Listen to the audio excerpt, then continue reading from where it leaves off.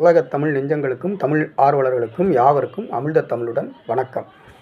கவி சக்கரவர்த்தி ஜெயங்கொண்டார் இயற்றிய கலிங்கத்து பரணி பாலை நிலத்தின் 4வது காட்சி. சூரியனின் வெப்பத்தினால் கொதித்து செக்கச்செவேல் என விரிந்து காட்சியளிக்கின்றது அந்த பாலை நிலம். அது பார்ப்பதற்கு அந்த நிலம் இயற்கையாக அமைந்த நிலம் போல தென்படவில்லை.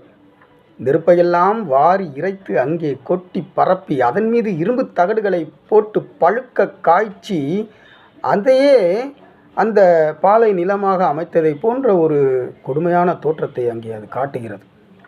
அந்நிலத்தினிடையே புறாக்கள் வெப்பம் தாழாமல் பதறி சிதறி பறந்து செல்கின்றன.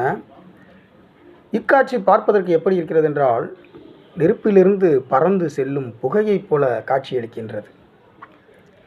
செந்நெருப்பினை தகடு செய்து பார், செய்தது ஒக்குமச் செந்தரை பரப்பு. அந்நெருப்பினில் புகை திரண்டது ஒப்பு, அளது ஒப்புரா அதனிடை புறா என்று பாலை நிலத்தினை நெருப்பாகவும் அந்த பாலை நிலத்தில் பறந்து செல்லும் புறாக்களை புகையாகவும் உவமித்து கவிச்சித்திரம் தீட்டுகிறார் கவி சக்கரவர்த்தி ஜெயங்கொண்டார். சப்ஸ்கிரைப் பண்ணுங்கள், லைக் பண்ணுங்கள், ஷேர் பண்ணுங்கள், கமெண்ட் பண்ணுங்கள். தொடர்ந்திருங்கள் அமிழ்த தமிழுடன்.